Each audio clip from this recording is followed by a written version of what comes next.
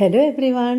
ഇന്ന് ചെമ്മീൻ വറുത്തരച്ച കറിയും ചെമ്മീൻ റോസ്റ്റുമാണ് ഉണ്ടാക്കുന്നത്. അപ്പോൾ ചെമ്മീൻ വൃത്തി കഴുകി വെച്ചിട്ടുണ്ട്. നാളികേരം, ചെറിയ ഉള്ളി, മഞ്ഞൾ വറുത്ത് തുടങ്ങുകയാണ്. ഇത് നല്ല ഒരു ബ്രൗൺ കളറായിട്ട് വരുന്നവരെ നമുക്ക് വറുക്കണം. അപ്പോൾ ഇവിടെ വറുത്തുകൊണ്ടിരിക്കുന്ന സമയത്ത് നമുക്ക് ചെമ്മീൻ റോസ്റ്റിന് നമ്മുടെ ലോഡ്ജിൻ്റെ കടായാണ് വെച്ചിരിക്കുന്നത്. കാസ്റ്റ് അയൺ വെക്കുമ്പോൾ നല്ല ടേസ്റ്റുമാണ്.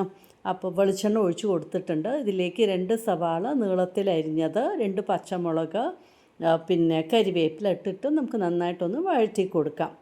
ഇവിടെ സൈഡ് ബൈ സൈഡ് നമ്മുടെ വറുത്തരച്ച കറിക്കും വറുത്തുകൊണ്ടിരിക്കുകയാണ്. നിറം മാറി വന്ന് തുടങ്ങുന്നുണ്ട്. ഇവിടെ സവാളയ്ക്ക് ഒന്ന് സോഫ്റ്റായി വരുന്നുണ്ട്. അതിലേക്ക് ഞാനിപ്പോൾ ഒരു 1 ടേബിൾ സ്പൂൺ ജിഞ്ചർ ഗാർലിക് പേസ്റ്റാണ് ആഡ് ചെയ്ത് കൊടുത്തിരിക്കുന്നത്.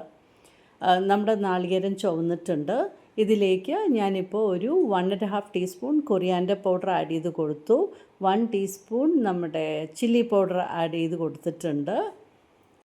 അതിൻ്റെ പച്ച മണമൊക്കെ മാറുന്നവരെ നമുക്കൊന്ന് ഇളക്കി കൊടുക്കാം.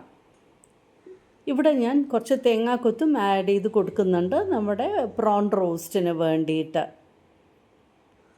നമ്മുടെ മസാലക്കൂട്ട് റെഡി ആയിട്ടുണ്ട്. ഇനി അത് കൂളായ ശേഷം നമുക്ക് അരച്ചെടുത്താൽ മതി. റോസ്റ്റിന് ഇപ്പോൾ ഞാൻ മുളക് പൊടി ആഡ് ചെയ്ത് കൊടുക്കുകയാണ്. കുറച്ച് കൊറിയാൻഡർ പൗഡർ, ഒരു 1/2 ടീസ്പൂൺ കൊറിയാൻഡർ പൗഡർ, ഒരു 3/4 ടീസ്പൂൺ നമ്മുടെ പെപ്പർ പൗഡറും ആഡ് ചെയ്ത് കൊടുത്തിട്ടുണ്ട്.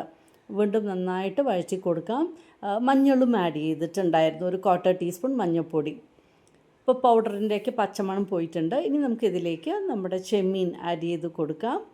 ആഡ് ചെയ്ത ശേഷം പാകത്തിന് ഉപ്പും ആഡ് ചെയ്ത് കൊടുക്കാം. വെള്ളമൊന്നും ആഡ് ചെയ്യേണ്ട ആവശ്യമില്ല. എന്നാൽ ചെമ്മീൻ തന്നെ വെള്ളം വരുമല്ലോ. അപ്പോൾ നന്നായിട്ടൊന്ന് മിക്സ് ചെയ്ത് കൊടുത്താൽ മതി നമുക്ക്.